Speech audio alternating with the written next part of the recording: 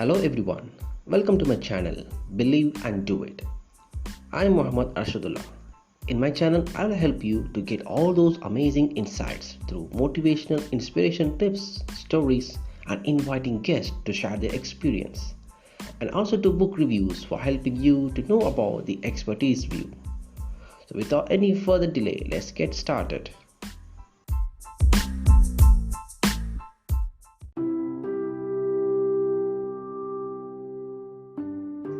Hello everyone. Now let us move on to chapter number 2 of the book Developing the Leader Within You 2.0 by John C. Maxwell. Chapter number 2. The Key to Leadership. Priorities. Do you have plenty of time to do all that you want and need to do in a day? I'm guessing the answer is no. I have yet to meet any busy leaders who feel they have more than enough time to do all they want. People used to talk a lot about time management, but the reality is that you can't manage time. Managing something means controlling it, changing it. When it comes to time, there's nothing to manage. Everybody gets 24 hours in a day. We can't add another hour or subtract one. We can't slow it down or speed it up. Time is what it is. Coach and speaker Jamie Cornell wrote, "Time cannot and will not be managed, and you will never get more of it. The more problem is rooted in the choices you are making with others and your own choices. You choose how to use it every moment of every day, whether you believe you do or not." For anyone who leads, the question is not, will my calendar be full, but who and what will fill my calendar? When I feel that I don't have enough time, I need to examine myself, my choices, my calendar, my priorities. These are the things we can control, not time. We need to determine how we'll spend the 24 hours we have every day. That requires us to prioritize our time so we get more production out of those hours. That's especially true for leaders because our action impacts so many other people. That's why I want to help you identify what you ought to want as a leader. Not according to my priorities, but according to yours. And I want to help you follow through on those priorities effectively to enhance your life and improve your leadership. Priority pressures. Nobody escapes the pressure of modern life, and because we all deal with demands, deadlines, and difficulties, we can get confused when it comes to our priorities. Here are some things which the author John Maxwell found to be true. Number 1. Most people overestimate the importance of most things. Every day you could make a long list of things you want to do, ought to do, and how to do. Not all of them are important. Psychologist William James said, "The art of being wise is knowing what to overlook." Petty and mundane tasks threaten to steal much of our time. If we are not careful, we can start living for the wrong things. Number 2. Having too many priorities paralyzes people. One of the most popular acts in circuses for many years was the performance of a lion tamer. The man or woman would walk into a cage full of dangerous lions and get them to do what he or she wanted. I once read there was a reason many of them would carry a stool or chair into the cage with them. Evidently, if the animal trainer held the chair by its back with its legs facing the lion, the animal would try to focus on all 4 legs at once.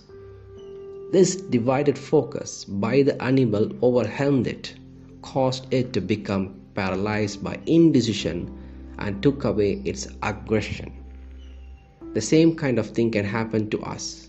Just about all of us have experienced days When our to-do lists are long, our desks are piled with papers, our cell phones are ringing, and people come into our offices wanting something. If you are like most people, all these demands can freeze you up. Number 3. When small demands are given too much attention, big problems arise. Often the little things in life trip us up.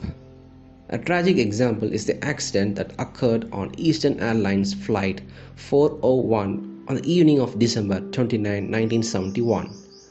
The plane, carrying 163 passengers and 13 crew members out of New York, experienced a problem as it approached its destination in Miami.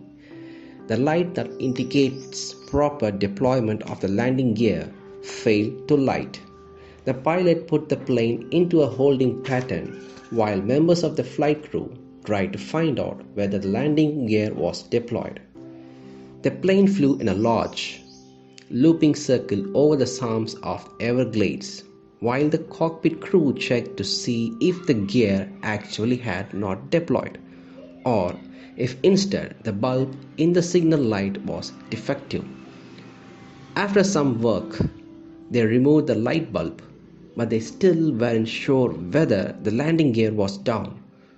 The pilot sent the second officer down into the avionics bay beneath the flight deck to try to ascertain whether the front wheel was down. While the 3 experienced flight crew members were trying to chase down the problem, they lost track of something much more important: their altitude.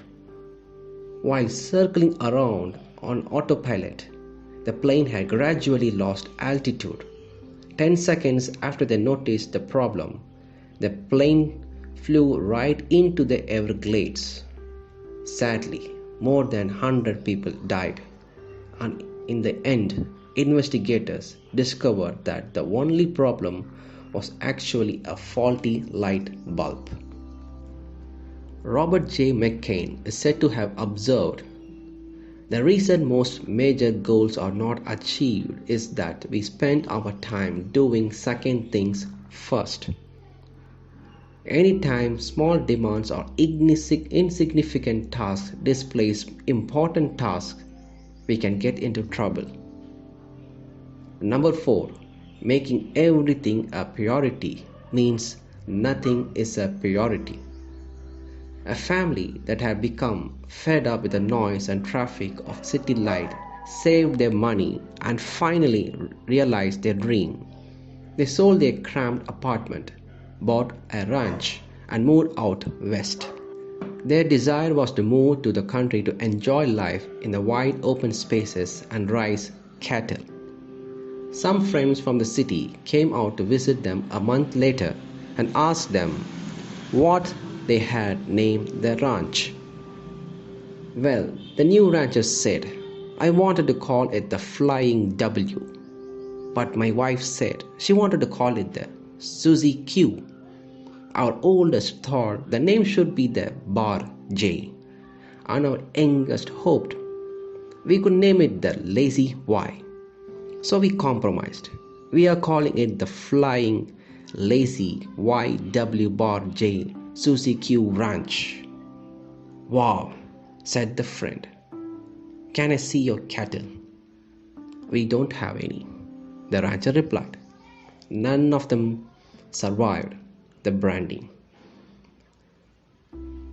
That's really a chronic joke, but I love it because it illustrates the fact that when you say everything in a high priority, then nothing is a high priority.